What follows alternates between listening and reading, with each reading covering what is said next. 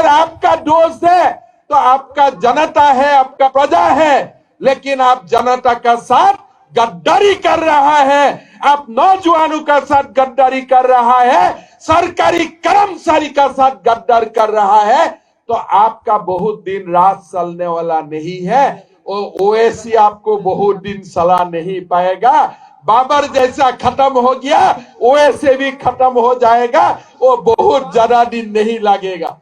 देश को एक नया रास्ता दिखाया, देश को नया रास्ता दिखाया कि देश कोई परिवार का नहीं है, देश भारत का जनता का है, 100 करोड़ भारतवासी का है। भाइयों और बहनों, अभी हम लोग को शपथ लेना है, एक नया भारत का हम लोग को निर्माण करना है, जो भारत में कोई ओवैसी का जगह नहीं है, जो भारत में औरंगजेब का जगह नहीं होगा, जो भारत में बाबर का जगह नहीं होगा, जो भारत में कोई निजाम का हिस्ट्री लोग नहीं पढ़ेगा। अगर कोई भारत में हिस्ट्री पढ़ेगा, सरदार वल्लभ भाई पटेल का हिस्ट्री पढ़ेगा।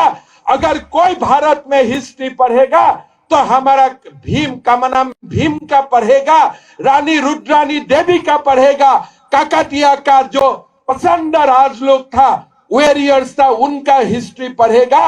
अभी निजाम का और हिस्ट्री कोई नहीं पढ़ेगा। भारत बदल गया है और बदलते हुए भारत को हम लोग को आगे ले जाना है।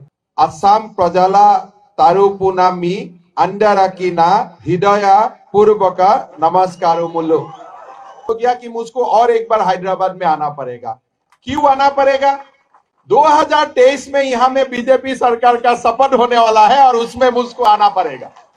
लोगों का एक विश्वास हो गया है कि अभी नरेंद्र मोदी जी का साथ मिलके एक नया तेलंगाना बनाना है, ये लोगों का मन में विश्वास हो गया है। इसमें को हमारा शपथ हुआ, चुनाव का समय हमारा नेतागण बोला कि अगर असम में बीजेपी सरकार होगा तो 1 साल में 1 लाख नौजवान का नौकरी मिलेगा, सरकार में नौकरी मिलेगा। तो अभी चुनाव हो गया, लोग तो चुनाव का बात भूल जाता है। हमारा यहाँ केटीआर साहब बोला कि 2 लाख नौकरी देगा, भूल गया ना? अभी दिया है क्या? नहीं दिया है ना? दिया है क्या? भूल गया। तो मैं अभी केटीआर साहब को बोल रहा हूं कि 1 मई से 10 मई तक टीवी में देखते रहिए कि असम में मैं गन गन करके 1 लाख लोगों को नौकरी देने जा रहा हूं। 1 साल में 1 लाख नौकरी का वादा था, बीजेपी सरकार किया था, मोदी जी ने किया था, और ये हम लोग 100% करने जा रहा। केटीआर गारू साहब इतना 9 लाख 10 लाख करोड़ का रुपया का ऊपर बैठा हुआ है, लेकिन सरकार में वैकेंसी है, नौकरी खाली है, लेकिन वो किसी को नौकरी नहीं दे रहा है। इसलिए आपका लड़का बच्चा के लिए उनका चिंता नहीं है, उनका खाली उनका बच्चा के लिए चिंता है और बाकी किसी के लिए उनका चिंता नहीं है। राजा का कोई बाल बच्चा नहीं होता है। नरेंद्र मोदी जी देश के लिए समर्पित है, 100 करोड़ भारतवासी के लिए समर्पित है। और हमारा केसीआर साहब किसके लिए समर्पित है? अपना बेटा के लिए समर्पित है और किसी के लिए वो समर्पित नहीं है।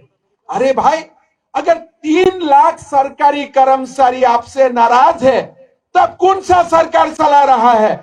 अब तेलंगाना प्रदेश चला रहा है कि अपना फार्म हाउस चला रहा है? वो मेरा डाउट होने लग गया है। भारत को कोई रोकने वाला नहीं है। जैसे आर्टिकल 370 खत्म हो गया, जैसे राम मंदिर बनना काम शुरू हो गया, यहाँ में भी निजाम का नाम और निशान मिट जाएगा, ओवैसी का नाम और निशान मिट जाएगा। वो दिन ज्यादा देर नहीं है, इसलिए भारत अभी जाग उठा है। भारत कोई सूडो सेकुलरिस्ट या भारत जो कम्युनल पॉलिटिक्स करता है, वो लोग उनको और मानेगा नहीं।